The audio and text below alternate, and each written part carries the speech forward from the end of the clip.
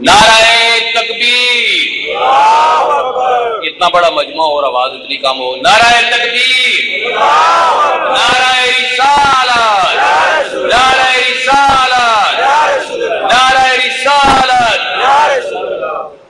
غلام ہے، غلام ہے، رسول کے غلام ہے، غلام ہے، غلام ہے، رسول کے غلام ہے، غلام ہے، غلام ہے. رسول کے غلام ہے. نبی کا جو غلام ہے ہمارا وہ امام ہے. نبی کا جو غلام ہے ہمارا وہ امام ہے، نبی کا جو غلام ہے ہمارا وہ امام ہے، ہمارا وہ امام ہے. نبی کا جو غلام ہے ہمارا وہ امام ہے. نبی کا جو غلام ہے، ہمارا وہ امام ہے. نبی کا جو غلام ہے. نعرہ تکبیر، اللہ نعرہ رسالت. یا رسول حضرت اللہ پیر کی زندہ باد.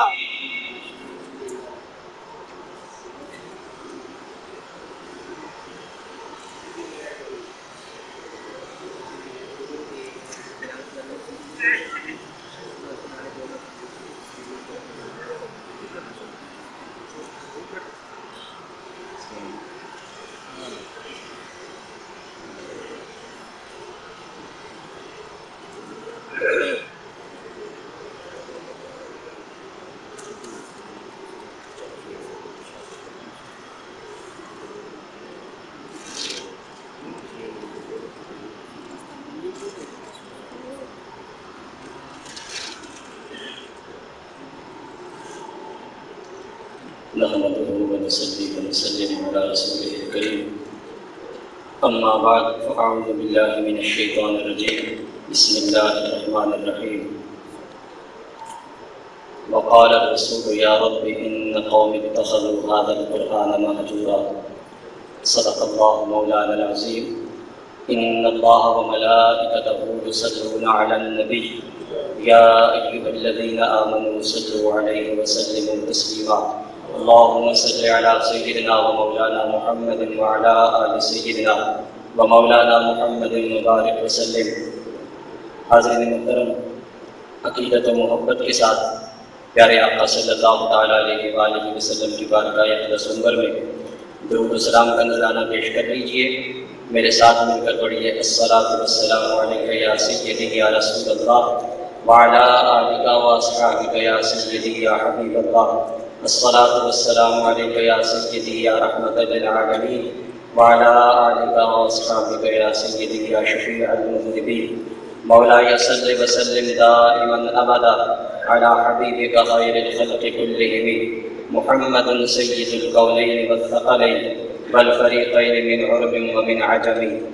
يا اكرم الخلق ما لي من الوذ به سواك عند حلول الحادث العمم هو الحبيب الذي ترجى شفاعته لكل هول من الاهوال مقتحم. مولاي صل وسلم دائما ابدا على حبيبك خير الخلق كلهم. بعد از لائق سب تکریم و عزت پیر طریقت رہبر شریعت حضرت علامہ قاضی عبداللہ دائم سنت اللہ العالی، دیگر خلفاء کرام، علماء کرام، سناخانان رسول اور سامعین ذی وقار، خالق کائنات کا فضل و کرم ہے جس نے اپنی توفیق خاص سے زندگی میں ہمیں ایک مرتبہ پھر رمضان المبارک کی مبارک ساعتوں میں ختم قرآن کی اس عظیم الشان تقریب سعید میں حاضری کی سعادت نصیب فرمائی. پروردگار عالم ہم سب کی اس حاضری کو اپنی بارگاہ عالیہ میں مقبول و منظور فرمائے اور ان کو ہمارے لیے ذریعہ نجات بنائے. حاضرین محترم، نہایت مختصر سے وقت میں دو باتیں آپ کے گوش گزار کر کے آج کی تقریب سعید کا آغاز تلاوت کلام پاک سے کرتے ہیں. ہمارا قرآن مجید کے ساتھ تعلق رسمی رہ گیا ہے. صرف رمضان المبارک میں پڑھ لیتے ہیں، سن لیتے ہیں اور اس کے بعد باقی 11 مہینے وہ تعلق قائم نہیں رکھتے جو قرآن مجید کے ساتھ قائم رکھنا چاہیے.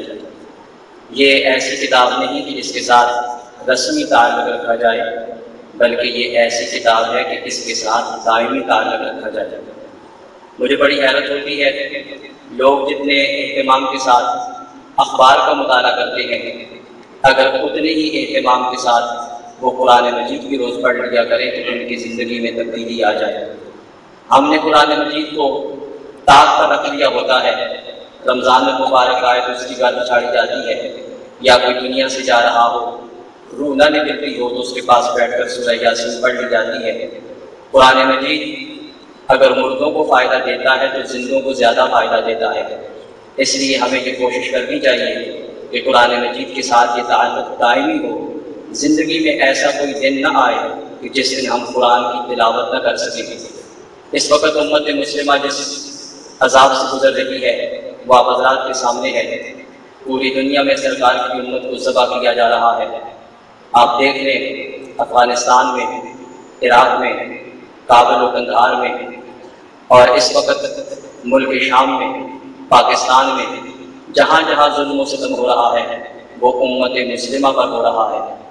اس وقت دنیا میں 6.25 ارب کے قریب انسان بستے ہیں اور ان میں 1 ارب 40 کروڑ کے قریب مسلمان ہیں، یعنی دنیا میں ہر چوتھا آدمی تقریباً مسلمان ہے۔ اتنی کثیر تعداد میں تاریخ اسلام میں اس سے پہلے مسلمان نہیں ہوئے، لیکن یہ بڑے افسوس کی بات ہے وہ تعداد میں تھوڑے ہو کر عزت کی زندگی بسر کر رہے تھے، ہم اتنی کثیر تعداد میں ہو کر آج ذلت کی زندگی بسر کر رہے ہیں۔ اس کا سبب لوگ یہ کہتے ہیں کہ معاشی انقلاب ہے، وہ لوگ معاشیات میں ہم سے آگے ہیں، لیکن حکیم الامت علامہ اقبال کو حکیم الامت کہا جاتا ہے۔ وہ حکیم الامت ہے، امت کا درد بھی سمجھتے ہیں، مرض بھی سمجھتے ہیں، علاج بھی سمجھتے ہیں۔ انہوں نے بہت عرصہ پہلے کہا تھا زوال بندہ مومن کا بے زری سے نہیں ہے۔ اگر مومن دنیا میں رسوا ہو رہا ہے تو اس کا سبب یہ نہیں کہ اس کے پاس دولت نہیں، بلکہ اس کا سبب کچھ اور ہے۔ وہ سبب تلاش کرنا ہے، اور وہ سبب یہ ہے کہ ہم نے قرآن اور صاحب قرآن سے جو تعلق قائم کرنا چاہیے تھا اس رشتے کو کمزور کر دیا ہے۔ جنہوں نے اس رشتے کو مضبوط کیا تھا وہ 313 ہو کر بھی عزت کے ساتھ زندہ رہے اور عزت کے ساتھ دنیا سے گئے، اور جب سے یہ تعلق کمزور ہوا ہم لاکھوں کی تعداد میں ہو کر بھی اس وقت امت مسلمہ غیروں کے ہاتھوں میں ایک کھلونا بن چکی ہے۔ اور یہ ہمارے لیے درس عبرت ہے کہ اگر آج بھی ہم نہ سنبھلے، اور بالخصوص نوجوانوں سے میری گزارش ہے کہ جتنا وقت تم کرکٹ کے میدان کو دیتے ہو اور جتنا وقت تم بلے اور گیند کو دیتے ہو، اگر اس سے آدھا وقت بھی تم قرآن کو دے دو تو ہماری زندگیوں میں تبدیلی آ سکتی ہے۔ آج رات کے وقت میچ دیکھنے کے لیے پوری رات جا کر گزار دی جاتی ہے، لیکن کیا کبھی زندگی میں ایسی رات بھی آئی تھی کہ ہم نے قرآن کی تلاوت کے لیے 1 رات جا کر گزارے گے؟ اگر کسی جگہ پروگرام ہو 2-2.5 گھنٹے کا پروگرام ہو تو لوگ اٹھنا شروع ہو جاتے ہیں۔ گویا ہم نے یہ ثابت کر دیا کہ ہمیں کرکٹ کے ساتھ جتنا لگاؤ ہے اور جتنی محبت ہے، معاذ اللہ قرآن کے ساتھ ہمیں وہ لگاؤ نہیں، وہ محبت نہیں۔ ہم نے یہ تاریخ دن دیکھے، ہماری زندگی میں کتاب مقدس کو جلایا گیا اور ہماری آنکھ نہ کھلی۔ ہم نے یہ دور دیکھا کہ امریکہ کے غنڈوں نے کتاب مقدس کو